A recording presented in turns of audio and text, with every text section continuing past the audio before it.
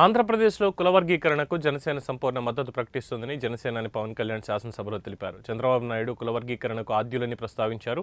మాదిగల ఆత్మగౌరవం కోసం మందకృష్ణ మాదిగ పోరాటం గొప్పదని జనసేన అధ్యక్షులు పవన్ కళ్యాణ్ ఏపీ అసెంబ్లీలో గుర్తు చేశారు.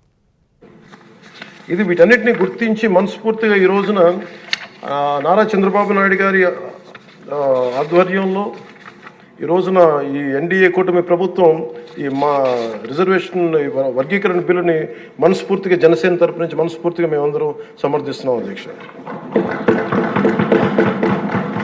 ప్రత్యేకించి నేను మొన్న రాజీవ్ రంజన్ మిశ్రా గారితో మాట్లాడుతూ ఉంటే 100 నుంచి 10,000 లోపు ఉన్న దాదాపు 59 ఉపకులాలు, మా దళిత కులాలు, ఇవన్నీ మాలమాదిగా దళిత ఉపకులాలతో సహా 59 ఎక్కువ సంఖ్యాబలం ఉన్నాయి. దీన్ని ఎలా చేస్తారంటే 100 లోపు నుంచి 10,000 లోపు ఉండే 46 కులాలు అధ్యక్ష. కొన్ని కులాలు దాదాపు 30-40 మంది కూడా ఉన్నారని వారు తెలియజేశారు అధ్యక్ష.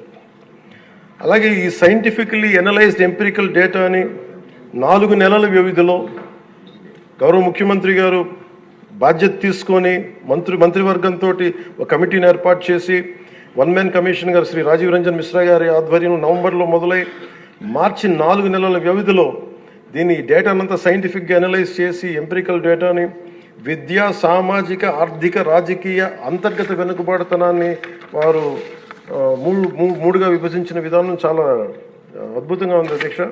ఇది అందరికీ మేలు చేస్తూనే కోరుకుంటున్నాను. మందకృష్ణ గారు వర్గీకరణ ఉద్యమానికి ఆద్యులు. మందకృష్ణ గారు వర్గీకరణ ఉద్యమానికి ఆద్యుడు.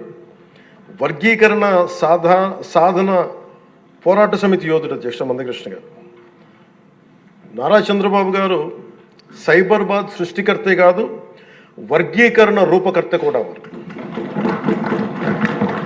శ్రీ మోదీ గారు నయా భారత్ నిర్మాతే కాదు, వర్గీకరణ ఫలప్రదాత కూడా. అందుకని మనస్ఫూర్తిగా ఈ వర్గీకరణ బిల్లుని ముందుకు తీసుకెళ్ళి